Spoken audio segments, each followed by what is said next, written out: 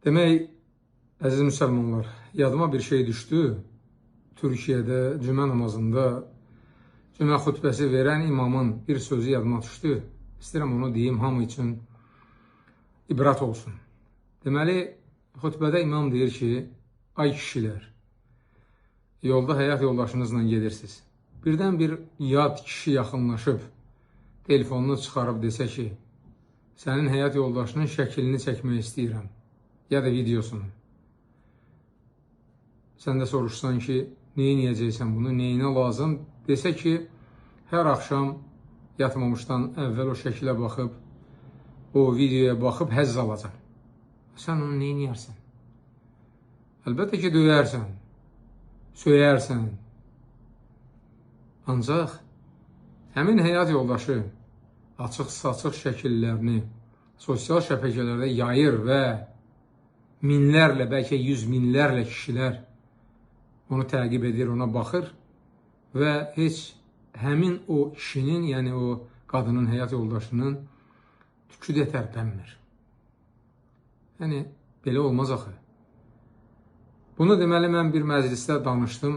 O məclisdə olanlardan biri gözəl bir əhvalat danışdı. Deyir ki, iki kişi oturub söhbət edirlər. Birdən biri o birinə deyir ki, mən sənin arvadını çox bəyənirəm. Çox gözəl figurası var. Qəşəng qadındır. Bu biri dərhal qalxır ayağa, yaxasından yapışır, başlayır, onu təhdid etməyə, az qala döysün. Deyir, sən nə danışırsan? Mənim həyat yoldaşıma deyirsən bunu. Bu da sakit təmkinlə deyir ki, niyə istənirsən? Mən kiməm ki? Mən bir nəfərəm. 100.000 nəfər onu bəyənən var Instagramda. Açıq-saçıq şəkilləri doludur. Instagramda 100.000 kişi onu bəyənib. Onlardan biri də mənəm. Nə olacaq ki?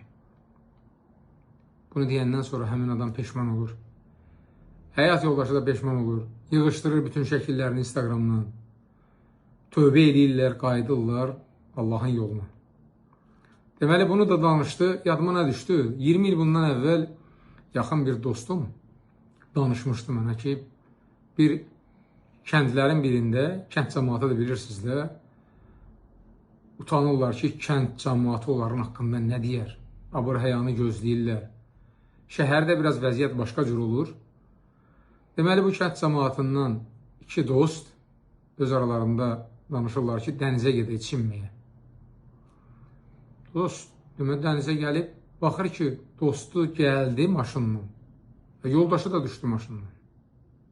Soyundu, çimərli paltarı ilə girdi dənizə.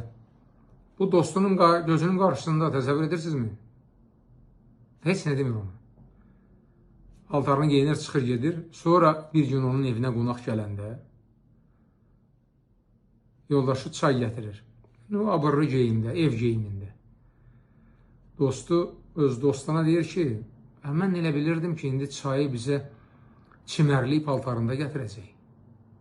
Bu da qəzəblənir, qalxır ayağa ki, mən səni adam bilib evimə dəvət eləmişəm və s. Deyir, niyə hirslənirsən? Minlərlə kişinin qarşısına lüt çıxara bilirsən o qadını, heç bu sənə təsir eləmir. Bir dənə sənin dostunun sənə dediyi bu söz təsir elədi. Ondan sonra həmin adam peşman olur, tövbə eləyir. Bir daha o əmələ qayıtmır. Bax, belə ibrətamiz əhvalatları insanlara danışmaq lazımdır. Onlara ayıltmaq lazımdır ki, əvvəlki vəziyyət qayıtsın. Bizim qadınlarımız bizdən yuxarı geyinməsin. Və digər əzalarını yad kişilərə göstərməsin, bildirməsin. Hər bir halda Allahdan istəyimiz budur ki, Allah belə insanlara hidayət versin.